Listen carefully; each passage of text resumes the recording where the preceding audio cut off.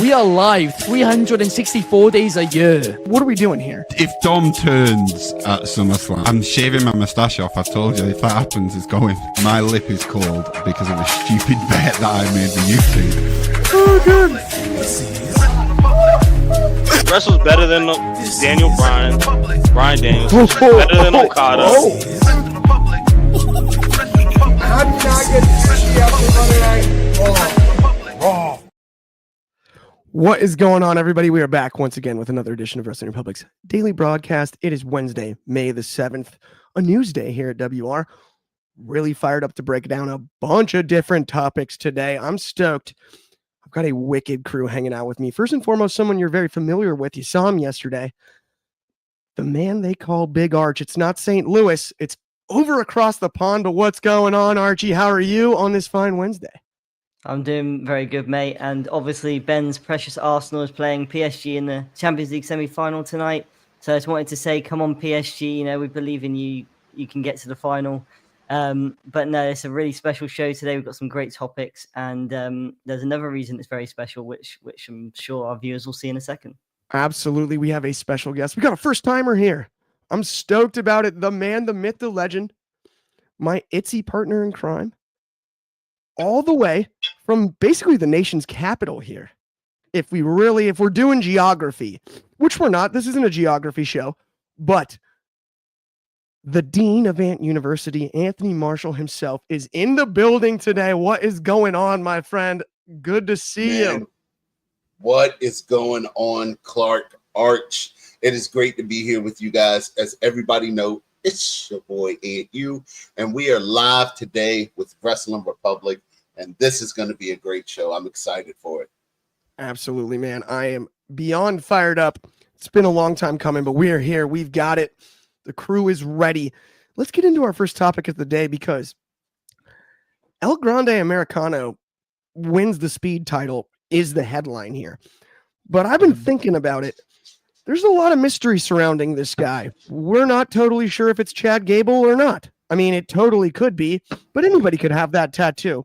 I don't know. Sure. Not only that, they've changed his place of birth, his date of birth, the location of his birth numerous times. We've had a lot of changes since the introduction of El Grande Americano. One thing that hasn't changed, though, is he continues to win. Speed title, not necessarily always my cup of tea, but it does happen fast, and it happened fast before. Archie, talk to me a little bit about El Grande Americano, the newest speed champion.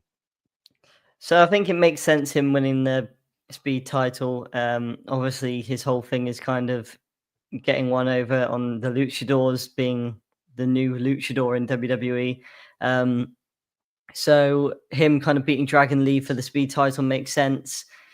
I've got maybe a bit of a hot take here that maybe some people might not like, and that this El Grande Americano gimmick's kind of getting a bit old for me. I feel like it was sort of fun in the lead up to WrestleMania. You know, it's an interesting story. It's a fairly new story, and it's not one that we've really seen too much in the Triple H era.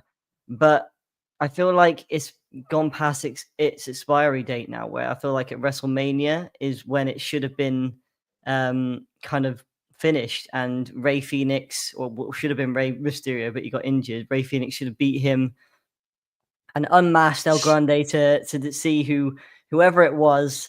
I'm sure it's Chad Gable. We've made jokes in the past. I've said it might be Otis and stuff like that. But I'm sure it is Chad Gable, despite the whole mystery behind it. But yeah, I feel like it's just getting a bit old now for me, and I feel like we need to wrap it up a bit soon. I hear where you're coming from, and it does seem like the logical stopping point was WrestleMania had Mysterio not been injured. Yeah. We've got a comment here though. DCX Warlord over here on Twitch with Jason Jordan has the exact same tattoo on his back. It could very well be Jason. Come on. Maybe. That just got me good. I had to read that comment. That's a winner, my friend. It's Jason Jordan. It is. It could easily be Jason Jordan. No, but in all sincerity, the only way I think you truly salvage this is we all are very aware, as you mentioned, it's Chad Gable. But somehow I want there to be a match where actually under the mask it's not Chad Gable. It's been Chad Gable this whole time, but let's unmask him as somebody else. Pull the wool over our eyes. I don't care. I can suspend disbelief enough to be like, oh, it was him the whole time? No way. Thought it was Gable. Like, do a fake tattoo, get somebody else. I don't care who it is.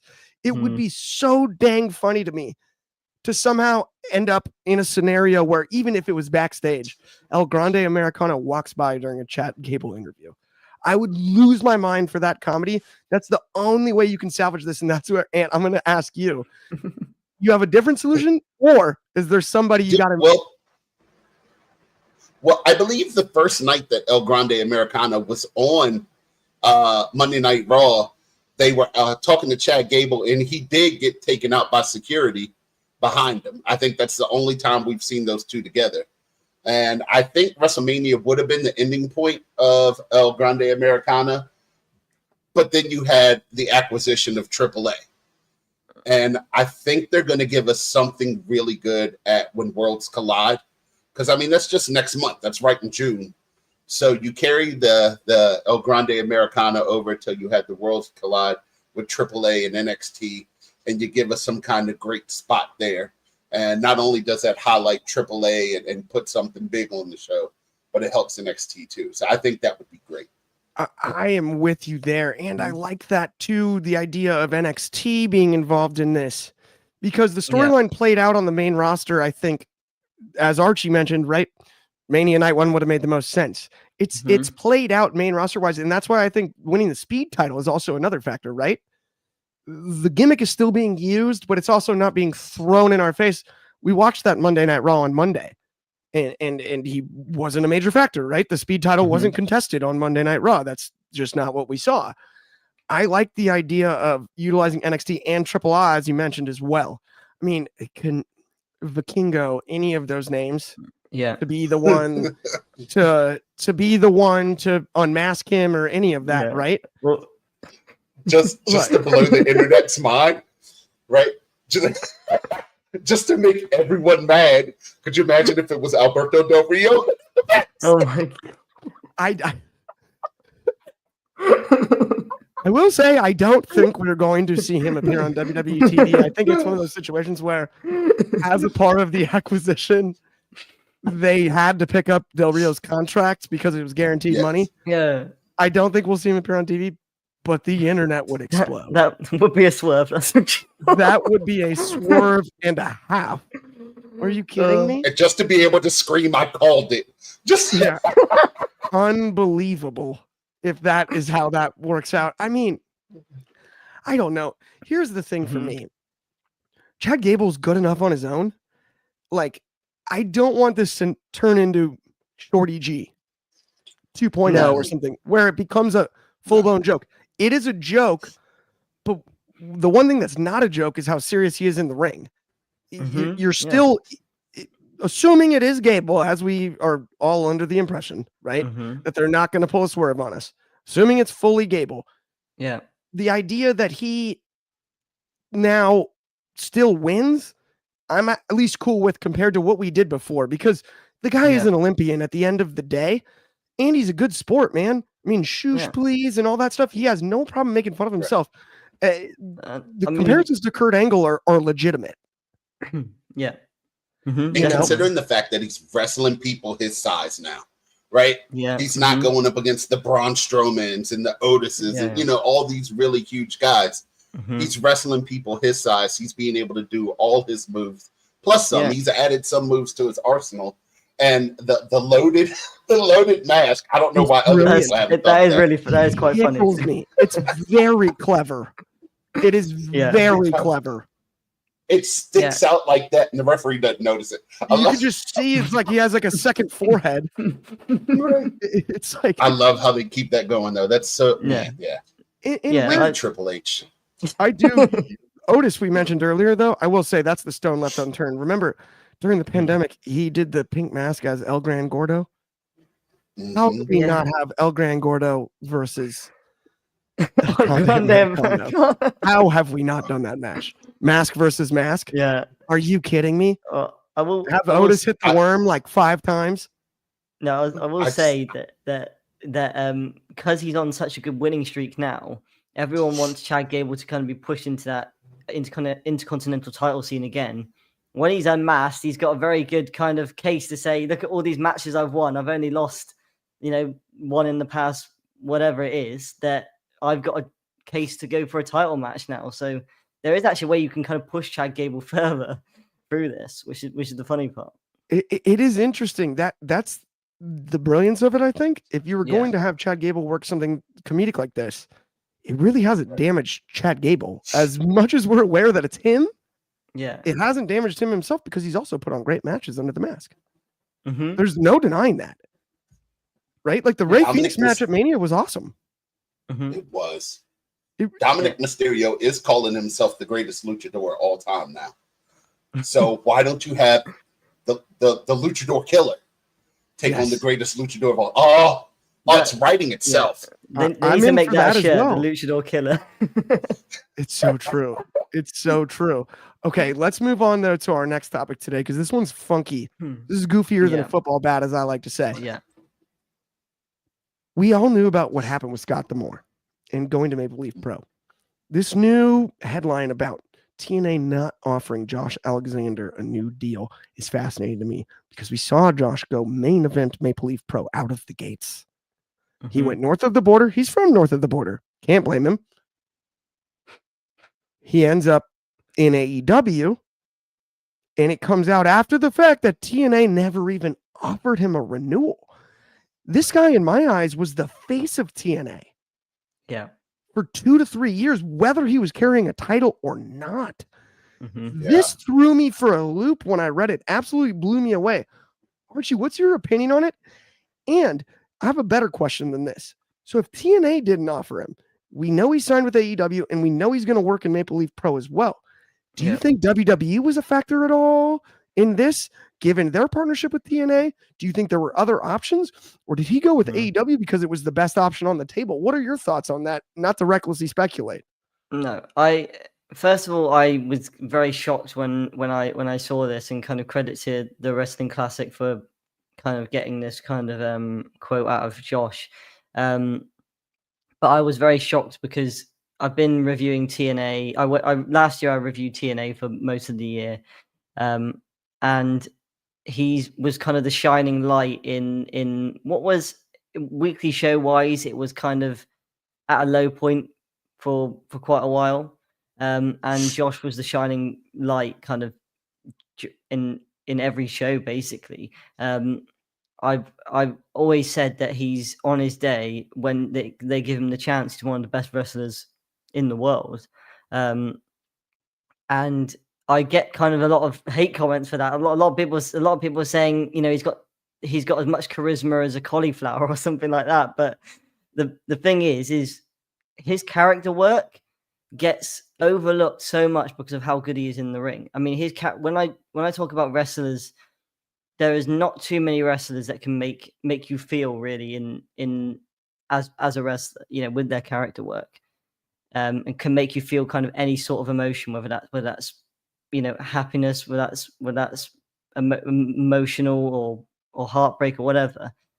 But Josh Alexander, when given the opportunity, he can absolutely do that. I mean, he's somebody that has implemented all those sort of things. He's shown heartbreak, he's shown aggression, he's shown his passion in so many ways. He's shown so many different elements with his character that I was really surprised that TNA didn't pick up his deal, because to me he seemed like the perfect person to take TNA into the future, really, or take this new era of TNA into the future, maybe into a new TV deal. Now, if I had to guess, maybe because they've got that partnership with WWE, maybe WWE told TNA to potentially kind of back off and let them kind of handle it and make Josh an offer. Because if TNA make him an offer as well as WWE, that kind of complicates things. So maybe it was some sort of working agreement that WWE negotiates with Josh, and then he can kind of make appearances in TNA, which might have been possible. But then again, it still confuses me. And yes, maybe his neck injury issues might have played a factor in maybe WWE not going as And further even in negotiations. the head injury stuff, right? Yeah. That's why he wears the headgear. It's Yeah. not just the neck, it's actually the brain trauma and whatnot. Yeah. Now he's absolutely, recovered, which is incredible. Anybody that's had a traumatic brain injury to be able to recover to the level that Josh Alexander has and still perform, that is beyond commendable. Mhm. Do not get it twisted. When it comes to Josh Alexander, what he's overcome is incredible. But like you mentioned, he's really a wrestler's wrestler. And Yeah. I found this comment really interesting. He said Josh made the right decision here. Fernando Zayas did. And then he also added Josh Alexander as top 5 underrated wrestlers in the world. I Yeah. would agree. You know, AEW does the wear the best wrestle thing. I don't know if that's necessarily anything but a tagline, but he's a wrestler's wrestler. And he fits 100%. the aesthetic there. It makes sense. It's a place he's going to get very good work in. Mhm. But it is fascinating to me the amount of mileage he had in TNA, especially upon the precipice of this partnership with WWE, to Yeah. not see the fruits of that labor. Yeah, well, he didn't Right? even make an appearance, did he? It's Yeah. right. And it's other people that have seen the fruits of his labor in TNA. And I'm not saying that it wasn't deserved or anything, but it is just an interesting situation when we talk about Josh Alexander. Yeah. I think part of it is the tie to Scott D'Amore. And I'm not trying to go over the top when it comes to that. I do think that's a factor. There's a reason Maybe. that, you know, I mean, Maple Leaf Pro has been a heck of a product. Yeah, Now, it's 100%. more niche and it's obviously catered towards Canadians. Mhm. It only exists Right. in Canada. It's a Canadian business. Yeah. But at the same time, I'm just wondering if that wasn't the major Well, major negotiation point that led Yeah. to not being offered a deal. Because of all people to not be offered a deal, Josh Alexander just doesn't make sense to me. yeah. And though before we move on, I do Yeah. want to ask you your thoughts on it. Sorry, Arch. And then and then we'll keep going. So I just feel like WWE fans were cheated out of the North. Ethan Page and Josh Alexander together, probably one of my favorite tag teams of all time. And I mean, just seeing the Motor City Machine Guns in WWE and knowing the matches that they've had with the Motor City Machine Guns, all the matches that Josh Alexander has had with like Moose and Chris Sabin and just guys like that. I think, you know, if Triple H is truly about bringing wrestling back to the forefront, he missed out on this guy because he can definitely do it. And Yeah. it hurts a 100%. little bit. Yeah, It does. Yeah. I think because- that's an absolutely great call. Yeah. I was just going to say about the Maple Leaf Pro and the AEW partnership. Potentially, they might be, because we've seen it before with AEW and New Japan, where Takeshita and Kevin Knight, they're kind of on dual deals between AEW and New Japan. It could be the same thing for Josh, where he's getting a deal with Maple Leaf Pro and AEW at the same time. So that might have been an extra incentive to him. So he's actually getting more money potentially from not just in AEW, but Maple Leaf Pro. But it was really kind of striking to me that TNA didn't offer him a new deal. And TNA is a company that they've made some good decisions that I've rooted for, and they've made some really questionable decisions. Gail Kim.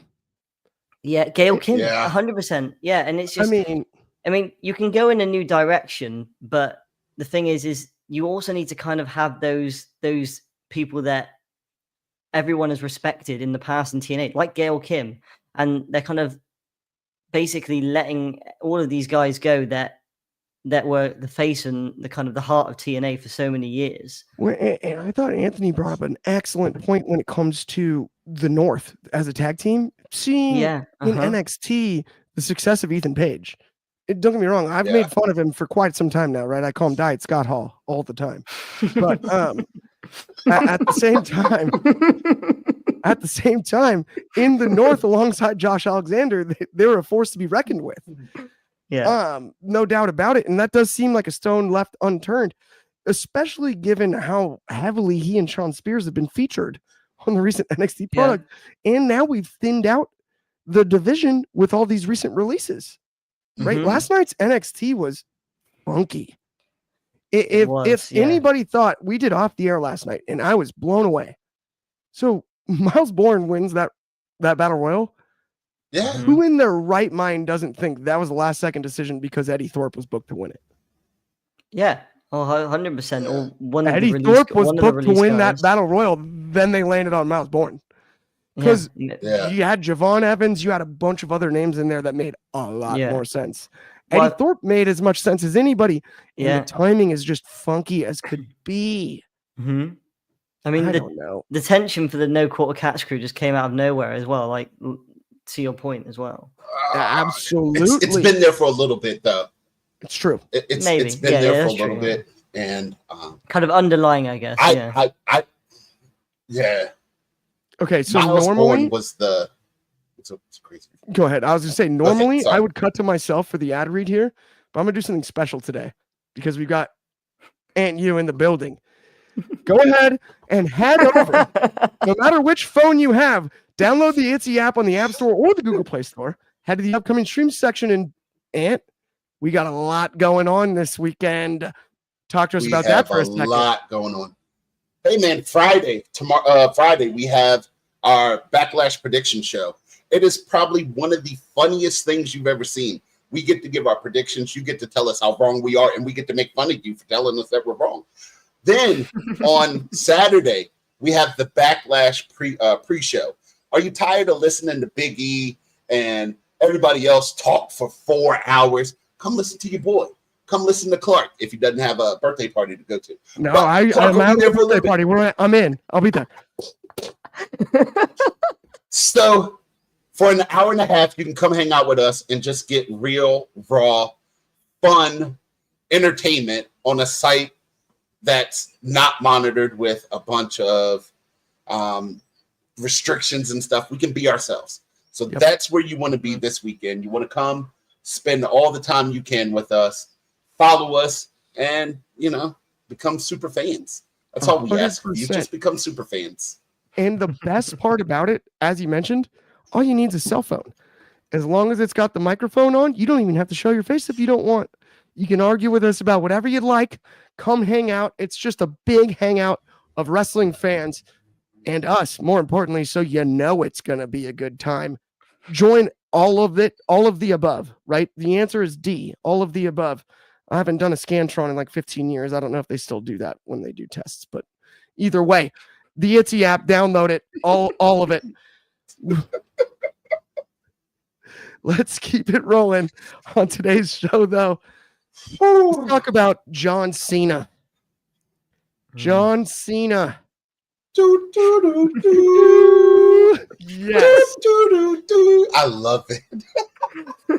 My favorite part about this is we get to talk about way in the future, so we can pretty much say whatever here.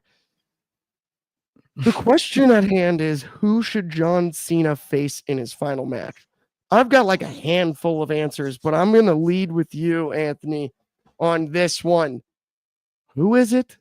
And maybe a little bit of what? I've got two scenarios on this, Perfect. which I think could really be good.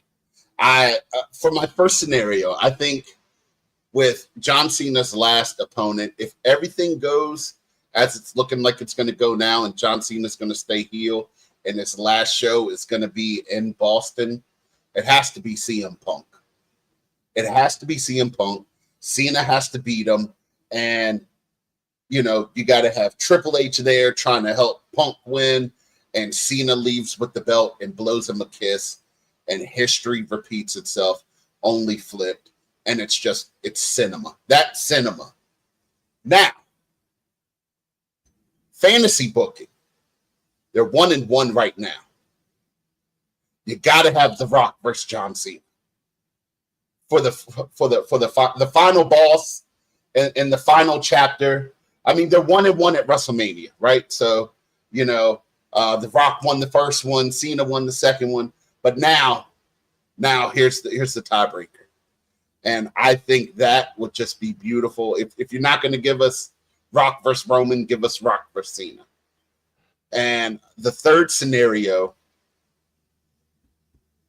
I think if you have Triple H with Homelander, Cody Rhodes, and it's just them railroading John Cena and taking him out, taking the title back, and then throwing that title away and introducing a new title. So Cena technically still leaves with the title. It's the way I'd like to see it written out. I don't know about you guys, but that's the way I'd love to see it. I would love that. Somehow a double flip to get to Cody. I love all three scenarios. The Rock one even too, because The Rock, it appears, at least in my eyes, recently, he did the heel thing because it made sense to finish the story, finger quotes, right? For Ty Clips, our friend. He did that. But Rock wants to be a babyface. Let's be honest with ourselves. That's what the Rock wants. The if you smell, and everyone goes buck wild. Yeah. That is a route to get there. I love all three scenarios you laid out. Archie, I'm going to get yours because I've got one last one that hasn't been mentioned yet, and I'm just hoping you don't have it, but I'm also betting you don't. I probably don't. I've talked about this before. I think Cena and Cody in Cena's last match, where Cena's going in the heel, Cody's going in the face, but the fans are still kind of booing him a bit, especially if it's in Boston. He'll get heavily booed. I think doing a double turn there, a bit like Brett and Austin, but instead it's Cody locking in the STF on Cena, who just passes out and finishes his final match, not giving up like he's done his whole career, kind of like with blood streaming down his face. I think that would just be an awesome visual, and you can kind of do a double turn there where Cody turns into Homelander Cody from there. Like Ant said, the Punk idea is awesome. Just flipping the script like that is just, I think, is a money idea. The Rock I didn't actually really think about before, but that could definitely work. I mean, it will get so many eyes on the match, and it will just be the nostalgia for that would be crazy. But I think I'd have to, if I'm firmly going with a choice, I'd probably go Cody Rhodes and doing that double turn. I think it will be something tough. It'll be very tough to do, but if you could pull it off, then you're kind of making an all-time moment in WWE history, I think. I really like that as well. We have a lot of ideas here that I'm cool with, and the Punk one especially too. I didn't even mention that in the first place. Makes a lot of sense. You know, I'm from Chicago. That moment is iconic. Could you imagine if he did it in Boston? Cena leaves with the title in Boston.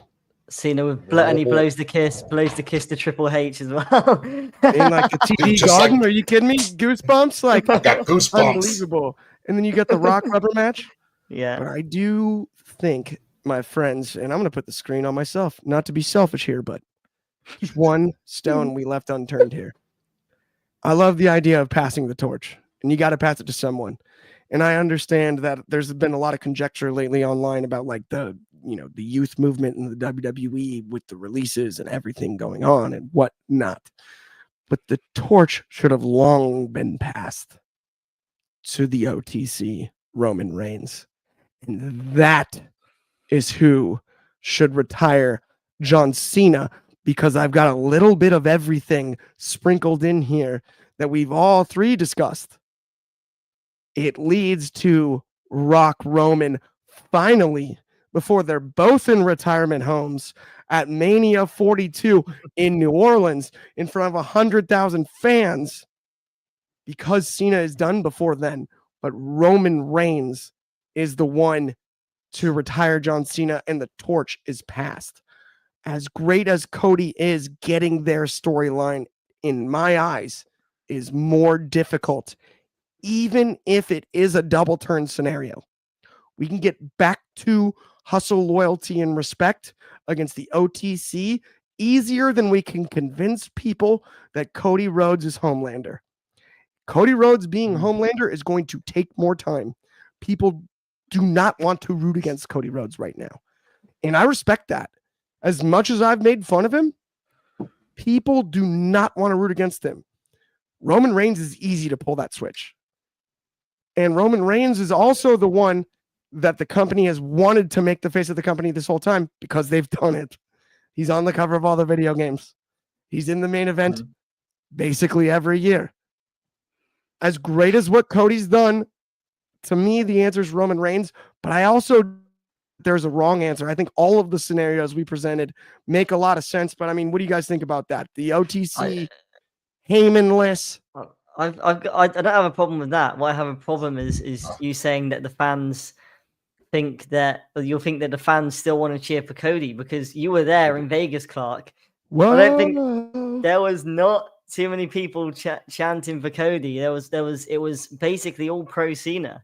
So in defense of that, this is one thing I Yeah. will say. Vegas is a unique crowd. I've called it a walk-up town for years. You can't walk up to WrestleMania, right? And people tried. Don't get me wrong. I've not seen that many scalped tickets since like the World Series in 2004. Like as far as like tickets, like I want to buy tickets or I'm selling tickets like on the bridge on the way in. I'm like, Yeah. there's 100,000 of us walking across the bridge. Like most of us have tickets. I hate to say it. Yeah. Like, I don't know what's going on with the secondary market here because they're not even paper tickets. It's not even like old school scalping. You got to do phone stuff. It's like you have to have enough internet to even exchange them illegally through scalping. Like this is an entirely different deal. You have to have an iPhone so someone can drop them to you. Exactly. And Vegas is just a more corporate town in general when it comes to stuff like that. So I would say I wouldn't go directly. Archie, while I do believe your point's valid, because obviously I was in the building and I heard the cheers in which direction they're in, I would call that a unique scenario given the Las Vegas crowd. It's Allegiant Stadium. I mean, heck, the Raiders play there. Have you ever met a Raiders fan? Come on, man. Like that's the most jaded people in the whole NFL. Right? Just win, baby, and they've won nothing in like 40 years. That's their whole saying. You know what I mean? Like, that's where we were at the end of the day. It's definitely a wait and see scenario, I guess, when Cody gets back. It'll be, but I do have a worry that it's going to be kind of the cool thing to boo Cody now, and I'm kind of worried that I'll take full credit for that if that turns out to be. Oh yeah, you should take credit. You should. And we've been on this for ages. Us two have been on this for ages. I'm the only Cody guy in here. High clips. Three-piece suits. Was he in a 1950s gangster movie? Who does this guy think he is? With the Argyle socks all the time. Who wears Argyle socks? I will say I can't hate on the socks. The socks are pretty pure. It's like, dude, those are cool. There's got to be cash. Just anything but Argyle, though. Just anything but Argyle. Yeah, the diamonds and everything. Like, the ridiculous part is like, who wears a vest with a pocket watch, a tie clip? Like, what are you, Al Capone? What is happening here? Nobody's dressed like that in years. Next thing he needs is a fedora. Like, what are we doing here? He needs the empty holsters, like Tony D'Angelo. Yeah, I'm like, he's one pair of suspenders away from being the lead character in a Western. It's like train's coming.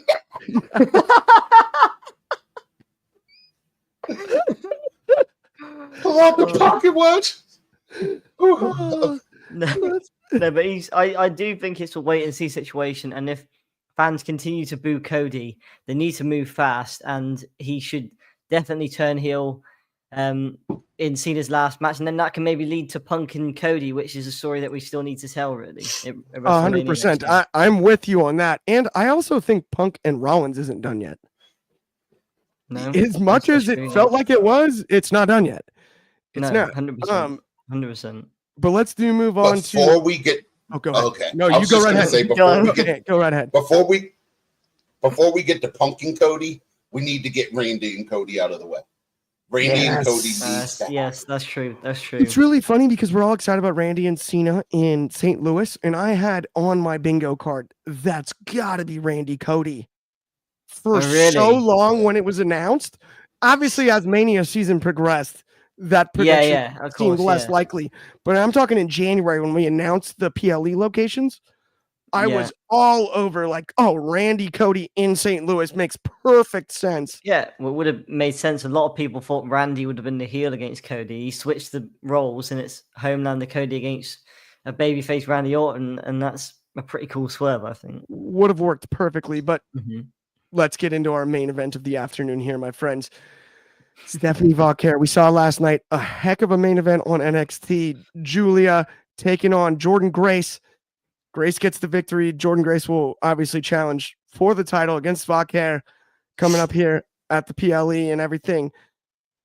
One thing I found a little bit funky here is no mention last night of Julia's appearance on Monday Night Raw.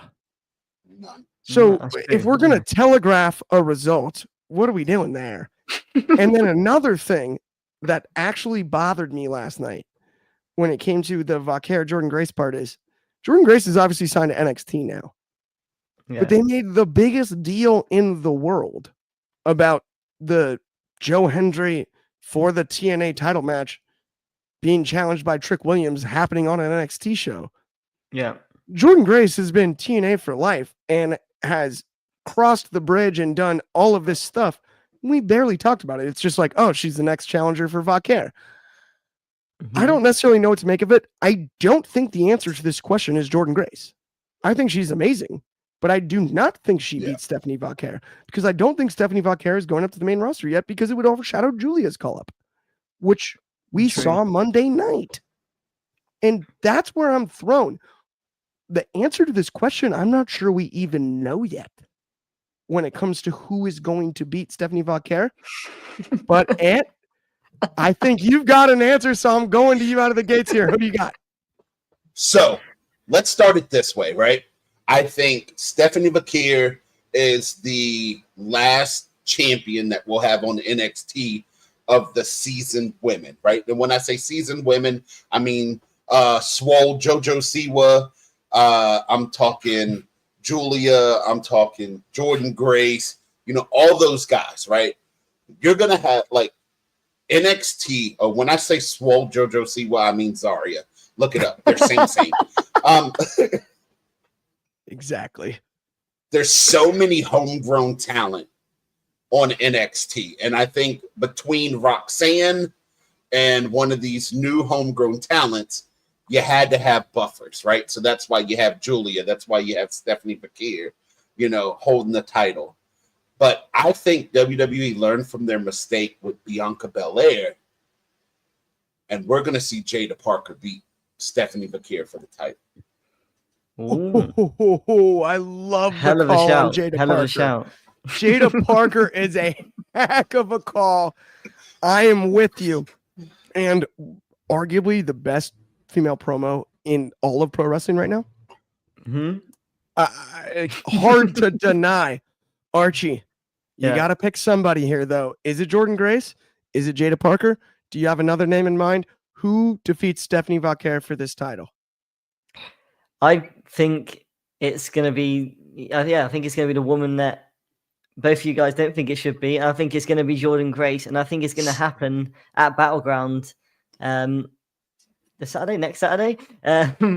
And yeah, I think it's going to be Jordan Grace. I think it should be Jordan Grace as well, because here's the thing: who wins between Stephanie and Jordan, or who loses between them, I should say.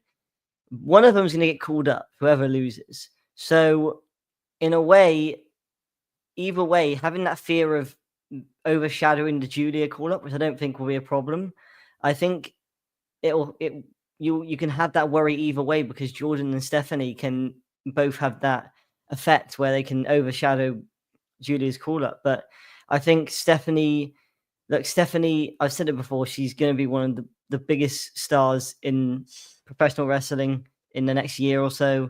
She's going to be the face of WWE, one of the faces of WWE. She carries herself as a face of WWE already. She's just so good in the ring that you can't take your eyes off her in the ring. She's got a tremendous amount of aura. And I feel like it's time now that we push her onto the main roster, not on Raw, but on SmackDown, to help kind of revitalize that division. And then you Keep don't her really away overshadow from Julia. That makes a lot of sense, Archie. I'm not even trying to cut you off, but now I do kind of get where you're coming from there. Because that was my fear, was if Julia and Valquer, because of the timing of the signings and the way the title reigns worked on NXT, at least in my eyes, it's nearly impossible not to compare them to each other. No, 100%. And so yeah. keep them away from each other in the main roster. That makes a lot of sense. But really quickly, before we get into some conversation about this, I will give my pick because I like Jada Parker. I like the idea of potentially Jordan Grace here. I also believe, Archie, you're correct in that the loser will get called up. And I think the answer is it's Jordan Grace. Okay. The person I think that takes this title off of Stephanie Vaquer just lost her tag team partner. It's Lash Legend. Lash Legend is the one that defeats Vaquer for this title, and then Vaquer gets called up. Lash Legend being a powerhouse on her own. She was over. Jakara, I still believe, is the most egregious of any of the releases. It makes no sense. Mm-hmm. The Metaphor Girls were as over as anybody. I do not get it in the least. How did they never win the tag titles? We flew them all the way to Saudi Arabia to steal the show in a women's tag team match and then push them on the main roster as well as on NXT. Nobody's worked harder than those two. And we were like, you know what we ought to do is break that group up? Who made that call? Yeah. That's goofier than a football bat. Like that doesn't make any sense. It's Lash Legend is super talented. That's my pick to defeat Vaquer. I don't think it's time to take the title off Vaquer. I would love to see her pad some stats as far as a longer title reign. And that's the only reason that I disagreed, Archie, with your Jordan Grace. Now, if it's not Lash, Jada Parker makes perfect sense. Yeah. Like that is Jada, especially after that match last night. I mean, that was a cool squash, if that makes any sense. Right. Yeah. She I think the end goal for whoever beats Stephanie Vaquer, the end goal in the next year or so needs to be putting the title on Jada Parker because she's just too talented to not hold that title. Okay, this is a little bit outside of the topic, but one thing, did anybody else notice that they had to do the surfboard stomp super kick with Roxanne and Julia twice on Raw? Yeah, that first one was just a whiff. Yeah. That was like when you hand somebody the stick for the piñata and they just go right underneath it. It was like, there's no candy for you, not today. No, but I back a lot. No, I was gonna say is one thing I wanted to mention before we finish off is that I think NXT still needs someone to lead this women's division, and Stephanie and Jordan are the perfect people for that role at the minute. So one of them should be champion coming out of Battleground. So that's why it's important that both of them shouldn't be called up at the minute. But yeah, 100%. I will say though, my friends, go ahead. One more. No, I just feel a month from today, you got When Worlds Collide. Yeah. Who better to have go into that with your women's world championship than Stephanie Vaquer? Right. She is going to. That's true. That's why she's not going to lose this match. I could see Julia interfering. I could see Roxanne interfering. I can see Lash or Jada or any one of those guys interfering in this match. But there's no way you do When Worlds Collide, AAA or AAA NXT, and not have Stephanie Vaquer as your vote. I agree, point. And especially remember Stephanie was on the show when they announced the AAA signing. Yeah, he's a right on stage. CMLL lifer. Lifer. The look on her face was like, oh, disgust. It was like them. Oh, it was absolutely wicked, and I loved every second of it because I felt organic. Yeah. To your point, she's got to be holding that title headed to Worlds Collide because now you have multiple angles as far as who the opponent is and why and all of that. I didn't even think of that either. Yeah, 100%. Now, at the same time, though, that is going to bring us to the end of today's show. We got to leave people wanting more, and that's why we're doing it. Thank you, everybody that tuned in. If you haven't liked and subscribed, please do. We appreciate it. We had a comment over on Instagram. I love this from Soli330. Love the page. Love the setup. Keep up the great work, y'all. Absolutely. Thank you so much. On behalf of me, Clark Taylor, the Dean of Ant University, Anthony Marshall, Big Arch, all of us at WR. Thank you so much. Have an excellent rest of your day. Tune in, same time, same place tomorrow. That's going to be noon Pacific, 3 o'clock in the East, 8 o'clock in the UK, and of course, 9 a.m. for my friends in Hawaii. We'll talk to y'all soon.